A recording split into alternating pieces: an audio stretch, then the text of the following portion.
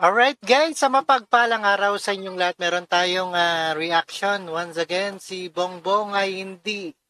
Si Amy. Ayan, BP Sara Duterte in-endorso si Amy.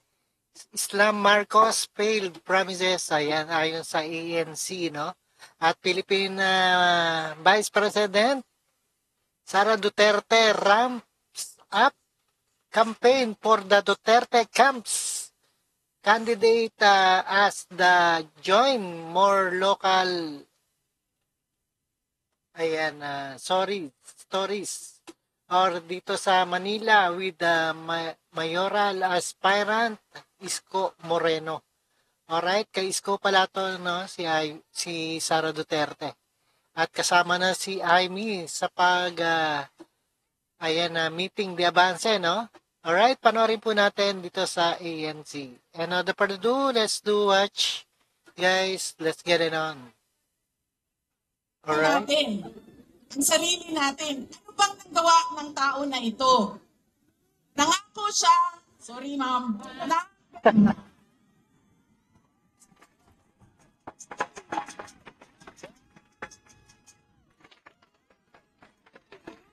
Diyan si Amy, no?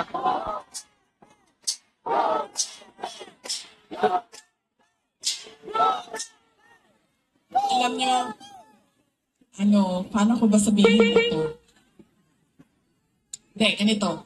Tulad na lang na magkaibang tao kami ni Pangulong Rodrigo Duterte. Si Pangulong Rodrigo Duterte ay hindi si Inday Sara Duterte. Si Bongbong Marcos ay hindi si Amy Marcos.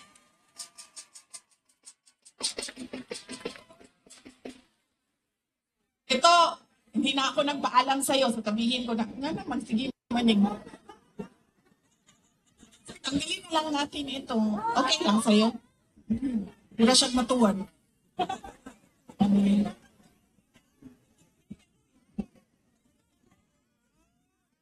Ganyan na lang. Para din makita ninyo na pumayat na ako. Salamat, Martin Romanes. Pumayat na ito.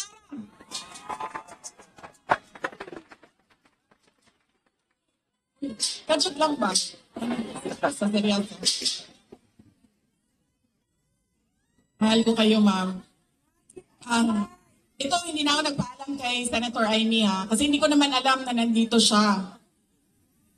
Noong October 2023,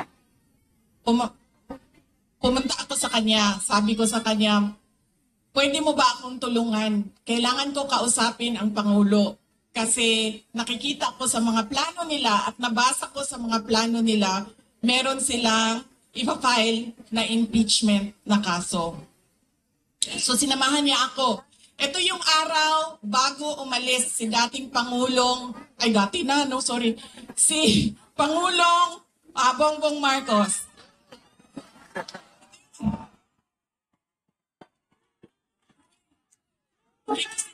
Yun. Ayun, ha? Kayo lahat, file ang exhibition. Kayo dyan, may kaso na kayo bukas. So, ito yung araw na paalis siya, papuntang Amerika. Pumunta kami, sinamahan ako ni Senator Amy. Siya yung kumuha ng oras ng schedule para makausap ko si BBM. Noong nandun na kami, binanggit ko sa kanya ang impeachment. Pero hindi yung impeachment ang gusto kong marinig ninyo na kwento ngayong gabi na ito. Doon sa pag-uusap naming tatlo, kaming tatlo lang yun pasensya na silang dalawa. Marites yung nandoon sa harap, nilang dalawa. Nag-usap kaming tatlo, nabanggit ni BBM ang pag-amenda ng konstitusyon. At sinabi niya na, madami siya sinabi, pero ang gist ng sinabi niya ay, we will just amend. Kasi English man sila pag mag-istorya, no? So ako dito, anak, kuya mo aning inihang in English, we will just amend. the economic provisions of the Constitution. Nakirinig ko at nakita ko talaga na sumagot si Senator Amy. Sabi niya, that is a dangerous thing. Sabi niya, if you open the Constitution to amendments, you do not just open it to economic provisions. You open it for all amendments of the Constitution. At nagsagutan na silang dalawa sa harap ko dahil sa ating Constitution. Kaya yan ang pruweba ko at proof ko sa inyo na magkaiba na tao. Ibang tao si BBM, ibang tao si Amy Marcos. Okay na ma'am, pwede ka na umalis. Wait lang, sandali. Okay na ma'am, pwede ka na lumipat sa QC. Huwag na dito. Kalimutan ko na yung sasabihin ko. Tatlong paalala. Hindi natin tinitingnan kung ano ba yung mga pangako niya noon. Tumakbo siya noon, may pangako siya. Binigay ba niya? Diba? 20 pesos ang kilo ng bigas. Tapos ngayon, okay na daw. After 3 years, 3 taon ng campaign promise o pangako sa eleksyon, ibibigay ngayon. Pero, ibibigay lang sa Visayas. Para bang hindi kayo nagugutom dito sa syudad ng Maynila. At para hindi nagkukulang ang pera ninyo pambili ng pagkain. Kaya dapat tinitingnan natin. Sumayaw, oo. Kumanta, oo. Bakit hindi? Pero tinitingnan natin. Ano bang pangako? Binigay ba o hindi? Bakit hindi binigay ang pangako? Dahil nagsinungaling? O dahil hindi talaga maibigay? Pa? Yan yung una. Lagi na lang pa. Sorry na. Nampuputol. I'm sorry, ma. Kasi nakasabi ko, okay na. Gusto lang.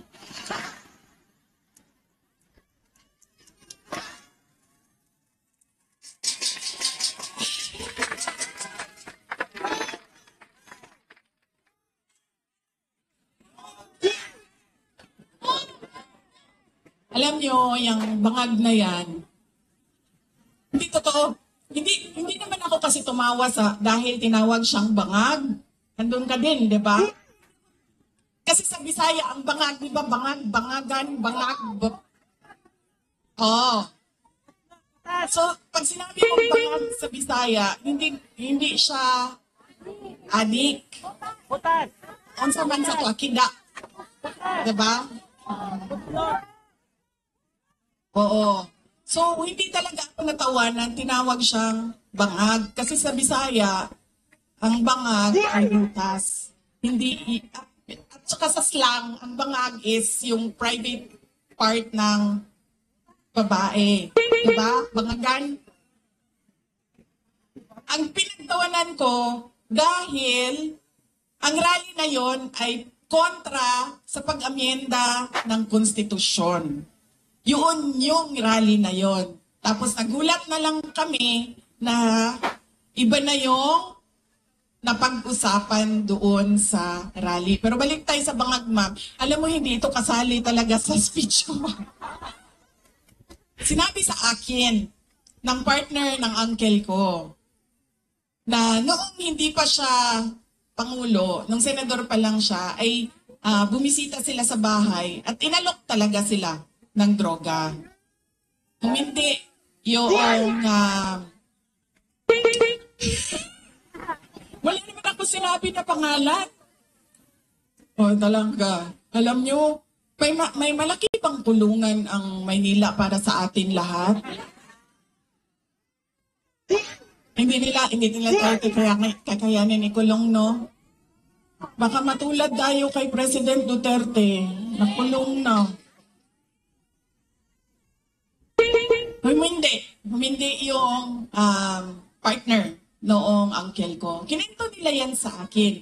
Ang buong akala ko naman, kasi matanda na, di ba, may edad na, natututo ka na sa kung anong mga mali na ginagawa ng kabataan mo, ay nagbabago yung tao. Hindi ko alam na yun na nga ang nangyari. Kaya balik tayo sa paalala, tingnan nyo muna. Pagkatapos niyong kumanta, tanungin ninyo ang sarili ninyo. Noong nakikinig ako sa'yo, ano ang pangako mo? Binigay mo ba? Kaya dapat pinag-iisipan natin kung iboboto natin o hindi yung tao. Pangalawa, ito walang makakakontra sa akin nito. Kahit saan man sa mundo. Hindi dahil galing yan sa malaking pamilya ng mga politiko ay automatic ang boto ninyo. Hindi dahil anak yan ng Duterte ay automatic ang boto ninyo. Dapat tinatanong niyo ang sarili ninyo, ano ba ang abilidad at kapasidad ng tao na ito na maglingkod para sa bayan. Isa sa mga problema natin ay ang political dynasty. Pero hindi ipinagbabawal ang kung sino man ang may gusto tumakbo. Kaya nasa atin, nasa mga butante ang pagkilatis. Duterte yan. Anong abilidad niyan? Anong kapasidad niyan? Sino yan siya? Pangatlo, at huling problema natin, paulit-ulit, behavior, ugali natin sa eleksyon, sa halalan, ay yung palitan ng boto at pera. Dahil ilang beses na kayo tumanggap, magkano bilihan ng boto dito? 1,000? 1,000. Grabe, 1,000 lang? Galing nga. Katigas ang dito, palitan. Ilang kilo? 5 kilo. So, magkano yun? 250? 250. Mga 1,300 total na yon ang bili. Alam mo, lugi kayo. Itaasan niyo yung presyo ninyo. Kasi galing ako doon sa Bacolod kahapon. Tinatanong ko, magkano bili ng boto dito? Noong 2019 daw, 2,000. 2022, 3,000. See? Sabi ko, taasan niyo ang presyo ninyo. Tapos nung itong eleksyon na ito, 2,000 to 3,000. Sabi ko, hindi pa alam kung magkano kasi wala pa namang bilihan. Pero sabi nila, mga 2,000 to 3,000 daw yung bilihan na. 5,000, malaki na yun, no? Pag 5,000... Kaya kulang ang hingi ninyo. Dapat 5,000. 1,300 ang natatanggap ninyo. O hindi pa lahat. Bakit 1,300? Ang akap, magkano ba akap? Di ba 5,000? 5,000. 3,000? May kaltas pa yun. Diba? One for you, one for me, one for you, one for me.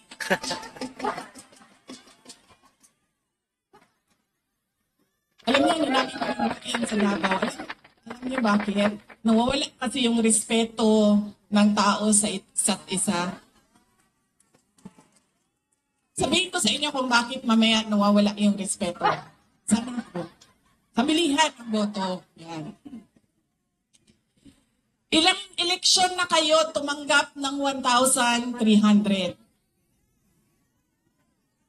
Ilang eleksyon na tumatanggap ang mga botante ng Pilipinas ng pera kapalit ng boto nila. Pero bakit mahirap pa rin ang ating bayan?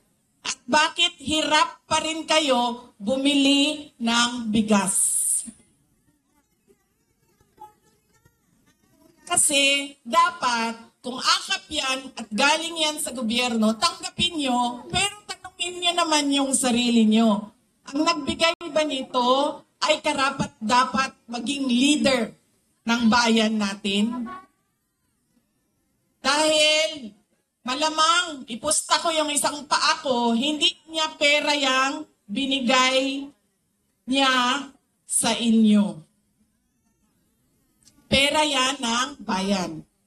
So, tanggapin. Dahil tulong yan ng bayan. Huwag matakot kung iba ang iboto. Dahil unang-una, nakatago naman yung boto natin. At pangalawa, kung sino man yung manalo na mayor ninyo, na vice mayor ninyo, na konsihal ninyo, na congressman ninyo, ay may obligasyon na tumulong sa taong bayan.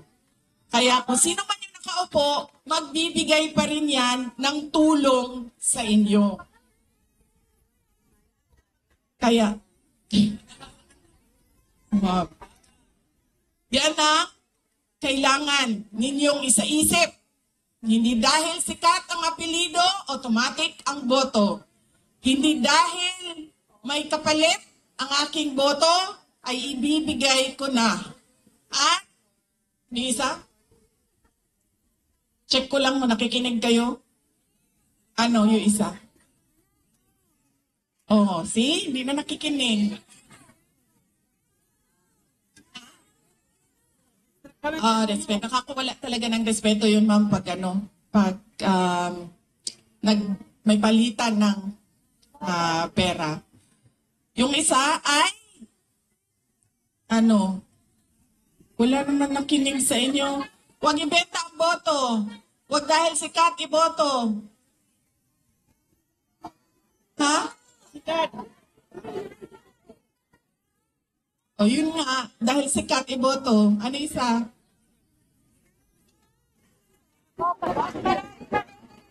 Ay, grabe. Kung saan man ako pumupunta, nangungumusta sila lahat. Tapos nagpapasabi pa sila, kanina, meron ilan dyan sa likod na pakisabi, kamusta kay Tatay Digong. Kahit hindi ko siya kilala, lagi yung mga tao, hindi ko kilala sa pangalan, sinasabi nila, pakikumusta kay Tatay Digong. Ayun. Siya po ay nakakulong. Anak po ako ng nakakulong na at okay naman siya. Madami din ang nagtatanong, kamusta na si Tatay Digong? Sinasabi ko lagi, okay naman siya. Ang problema lang ay hindi siya marunong maglaba, magluto, at maglinis ng kwarto. Dahil yon ay ginagawa sa kanya lagi ng mga asawa niya. Madami pong asawa ng aking tatay.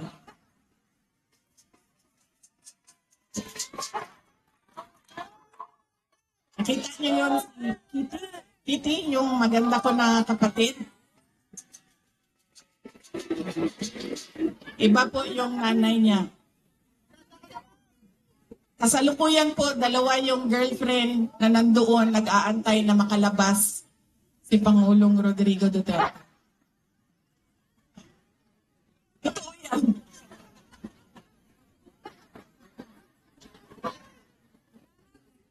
Oh, ma'am, hindi daw nila kinidnap yung hindi daw nila kinidnap si Pangulong Rodrigo Duterte. Hindi daw kidnap ang tawag doon. Sige, okay na lang. Hindi na kidnap ang tawag doon. Ang tawag doon, ninakaw nyo sa amin. Ninakaw nyo sa amin si Pangulong Rodrigo Duterte. Dahil siya ay propriedad o property ng syudad ng Davao. Dahil siya ay magiging mayor namin doon. At kinuha ninyo siya at ninakaw ninyo dito. Pwede na ba yun, ma'am? Hindi daw kidnapping yun eh. Nakawan na lang. Inakaw ninyo sa amin. Sa mga nangangamusta, ay meron kaming maliit na video presentation sa inyo. Sigurado ka ba, ma'am, na hindi ka aalis? Kaya ako nakakalimot sa mga sasabihin ko eh, kasi nalilito ka, ma'am. Ma'am, ang advice ko lang talaga sa iyo sa panahon na ito at sa darating na mga araw ay magpalit ka na po ng apelido, ma'am. Sorry, Romualdez pala ang middle name mo.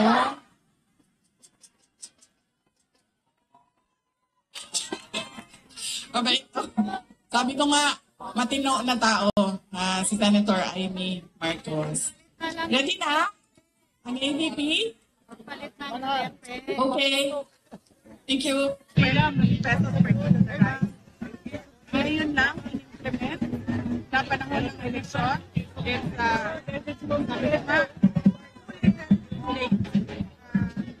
live ng campaign promise.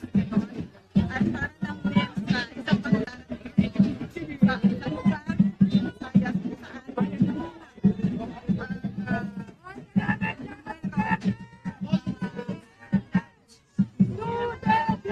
Pinapig nyo, ano ba yung organo niya sa kay BBM? Self-defense po sa ginawa niyo pag-endorse kay Senay. Oo, kilala ko si Senator Amy since 2012. Kilala ko si BBM since 2022 sa kampanya. At alam ko kung paano mag-isip at paano magtrabaho si Senator Amy Marcos. Nakita niyo naman yun. Totoo yun. Yung meron siyang solusyon dati, yung Amy solution. Hindi niya pinapabayaan ang problema niya, ang problema ng bayan, hindi niya pinapabayaan ang mga pangako niya. Nagbibigay siya ng solusyon at nag-iisip siya. Pero po ng mga tao, hindi po ba tayo natakot ng kasunod sa Justice of Marcos? Sabi ko nga, magkaiba. Senator Amy Marcos. Camera po, ma'am. Tulad na lang rin ang example ko. Hindi pareho kayo. Magkaiba din. Iba din. Ma'am, yung kasilang po ng Office of the Vice President, parang medyo natuwa tayong mga tao nung nabanggit nyo na palitan natin yung Office of the Vice President, the Office of the President. Ma'am, are you more sure now to run for President in 2028? Kilala na ako ng mga tao ngayon, no? So, dapat siguro mag-distinguish tayo kung ano yung joke Okay. at ano yung hindi joke dahil medyo matagal na rin tayo magkasama lahat. Matagal na rin ako nakikita ng sambayanan sa national stage. Naiintindihan na nila kung ano yung joke at hindi joke. BP preparations for impeachment. Preparations for impeachment. Recently had meeting with the legal team and we were discussing each article of impeachment and discussing the defenses and preparing witnesses according to the evidence and according to the complaint that was presented. With President Marcos, do you think you can ever heal the split with President? Can you ever heal the split, the division between you and President Marcos? I don't think so because we cannot solve the problems of the country. The problem now is that there were campaign promises made and we have yet to see those promises in the country. But it seems like a very personal split between you, not a bad thing. I already explained why I resigned from the Department of Education, and it was about the Department of Education budget. And I was in that rally in Davao City in January 2023, where I opposed the amendments to the Constitution, to the initiative, the PI. So these are legitimate issues with the administration and the government. Are you angry with him, with President Marcos? Personally, no. But I am angry because he presented himself as president, he presented himself to run as a candidate for president, and he was voted by the people because of what he said on stage, and we cannot he cannot deliver on his promises when he was on stage on 2020. Ma'am, reaction niyo lang po sa sinasabi ni Yusek there na thank you naman na po hindi kami. Hindi daw po kami ng premium. Sabi ni Yusek there. Hindi daw po tumataas lang kanila. Hindi daw po mataas ang krimen. Hindi naman po ang Philippine National Police. So, dapat tingnan nila yung data ng Philippine National Police at bumaba sila doon sa mga barangay at komunidad para makita nila yung reklamo ng mga tao, lalong-lalo na doon sa mga nangyayari na hindi nare-report sa mga Alright guys, ayan, napakinggan at napanood po natin ang ating reaction for tonight. Si Bongbong ay hindi, si Aimee, no? Parang magkaiba sila ng direksyon ni Aimee. At si BP Duterte endorse Aimee sa kanyang kampanya. Alright, maraming salamat sa inyong lahat and peace out.